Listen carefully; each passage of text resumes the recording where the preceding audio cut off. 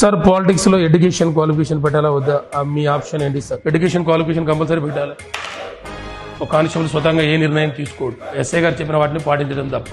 అలాంటి దానికి నాకు ఇంటర్మీడియట్ క్వాలిఫికేషన్ పెట్టి ఎలాంటి కేసులు లేకుండా ఉండి ఒక ఎంట్రన్స్ రాసి ఫిజికల్ ఈవెంట్స్ క్వాలిఫై అయ్యి నేను జాబ్ చేయాలి. నువ్వు లక్షల మందికి ప్రాతినిధ్యం వహిస్తున్నావు, నీ వల్ల ఒక నియోజకవర్గం ఆధారపడుతుంది, ఒక నియోజకవర్గం భవిష్యత్తు నీ మీద ఉంటుంది. మరి అలాంటి ఎమ్మెల్యేకు క్వాలిఫికేషన్ ఉండొద్దా? 100% క్వాలిఫికేషన్ ఉండాలి. క్వాలిఫికేషన్ కాదు, ఎంట్రన్స్ టెస్ట్ పెట్టాలి.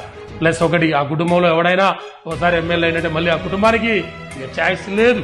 ఒక్కసారి ఒక కుటుంబం నుంచి ఒకటి ఎమ్మెల్యే అయినట్టే మళ్ళీ జీవితాంతం ఆ కుటుంబం నుంచి ఎమ్మెల్యే ఛాయిస్ ఇవ్వద్దు, ఎవ్వడికి కూడా ఇవ్వద్దు. మరి ఒక ఐఏఎస్ ఆఫీసర్ కొడుకు ఐఏఎస్ అయింది కదా, మరి అంత పెద్ద గొప్ప మేధావి ఆయన కొడుకు ఫ్రీగా ఐఏఎస్ ఇవ్వచ్చుగా. ఆయన ఐఏఎస్ అయినా ఆయన కొడుకు కష్టపడి చదవాలి. ఈయన ఎమ్మెల్యే మినిస్టర్ అయినా నీవు లేకపోతే నా కొడుకు ఇవ్వాలి.